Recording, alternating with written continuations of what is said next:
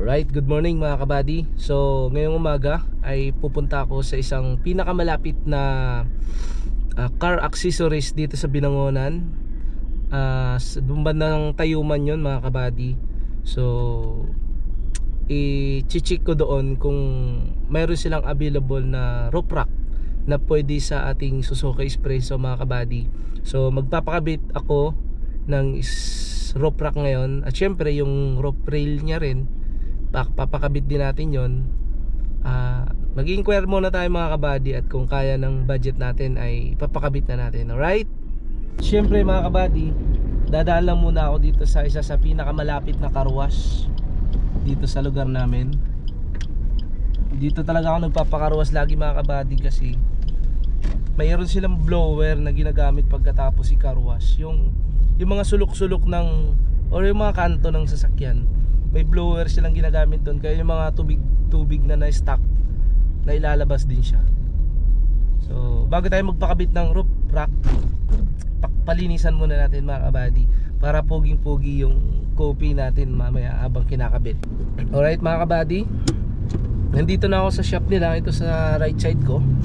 Wala sila nung roof rack na gusto ko, yung mataas, yung mga Stingray, wala sila mga kabady. So tatry ko dito sa unahan sa may Angono kung meron. Alright mga kabady, so dahil nga wala yung roof rack na gusto ko doon sa may una kong pinuntahan, tinuro nila ako dito sa may isa pa. Dito lang to, malapit sa may scrapyard mga kabady, ano. Nadaanan ko na to eh, nag U-turn lang ako kasi medyo masikip kanina.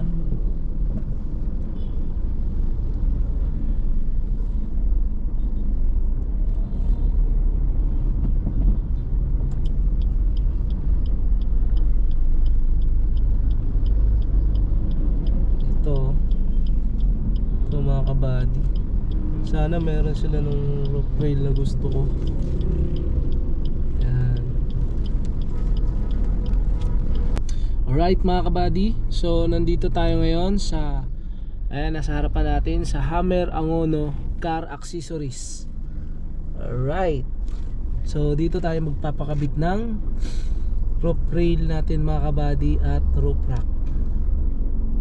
Kaya sa mga gusto pa magpalagay, magpakabit ng mga accessories sa sasakyan nila mga kabady, so ayan, makikita nyo dyan sa yung nila, yung sa may tarpaulin, mayroon silang car alarm, horn install, speakers, car tint, spoiler, wiper, stereo, fog light, and roof rail. Dito na yung roof rack natin, yung roof rail natin mga kabady. Kinuha nila sa kabilang shop.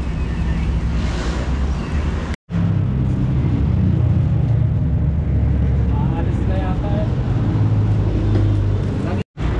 Sinusukat na ni tropa mga kabady.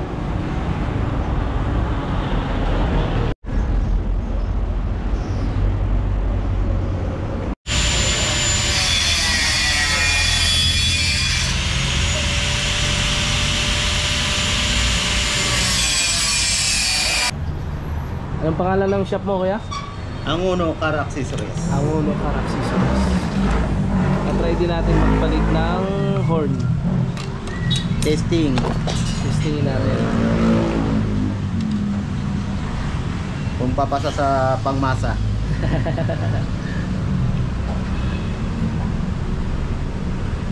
Maganda yung ganun, bago ikabit, testing muna.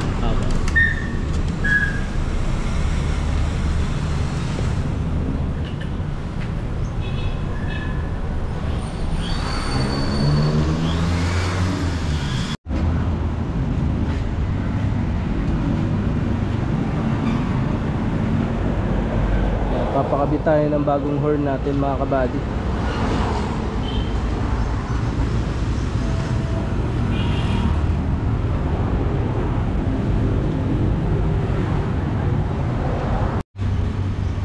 So yung pagpapalitan natin busina mga kabady is Goodyear.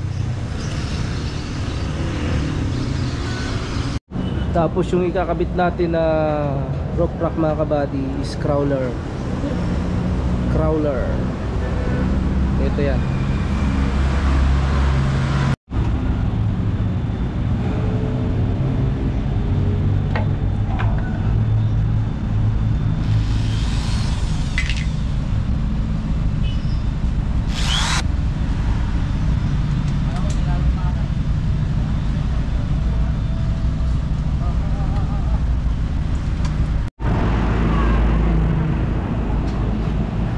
Right mga kabady, so naikabit na nila yung isa.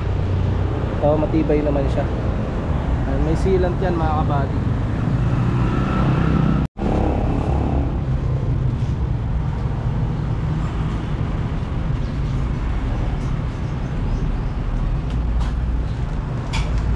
At dumating na nga ang pinakamasakit na part mga kabady, dahil ito na yung panahon para butasin na yung bubong natin.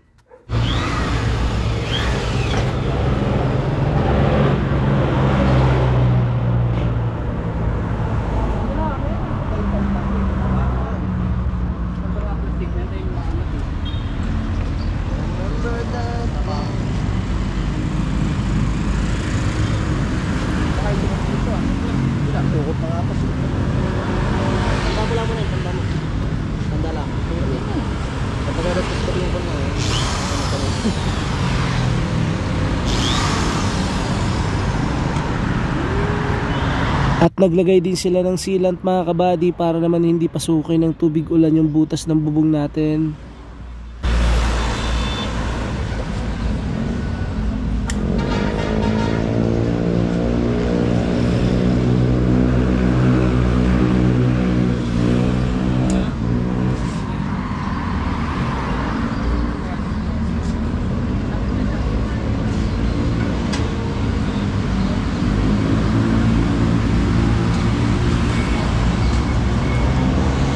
Kasabay nga nito mga kabady, dito naman sa kabilang side ay pinapalitan na rin yung bolt natin.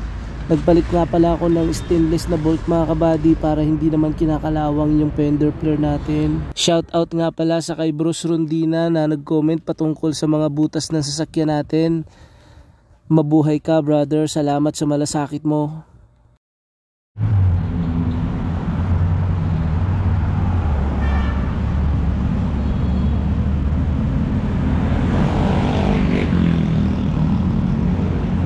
At habang kinakabit nga ang ating rope rail sa labas ay dito naman sa loob ay binubuo na rin nila yung ating rope rack mga kabady.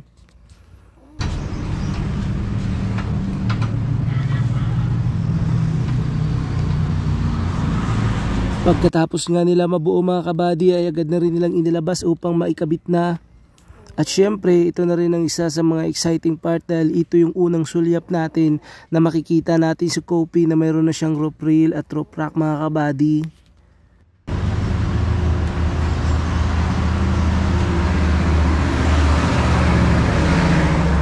At syempre nagpapasalamat din ako sa Angono Car Audio Accessories mga kabady dahil sa napakababait at napakasisipag nilang mga tao. Shout out po sa inyo mga kuya.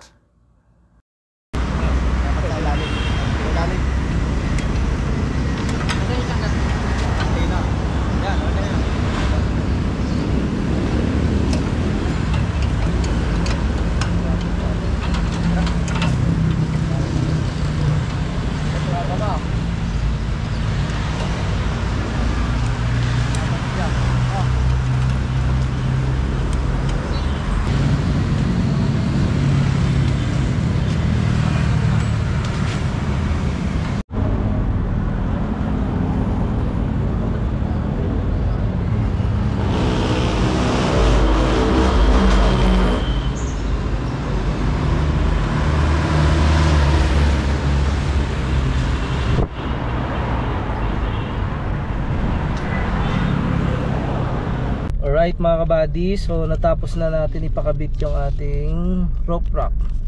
So ito yung inabot niya is 8,500. 4,000 yung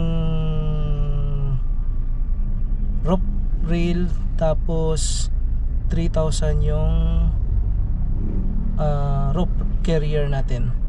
Tapos nagpakabit din kasi ako ng horn halagang 1,500. So total niya is 8,500 mga kabady. Alright, dito lang yan sa Angono Car and Accessories. Okay, welcome back mga kabady. So ipapakita ko lang sa'yo yung finished product natin ni Kopi.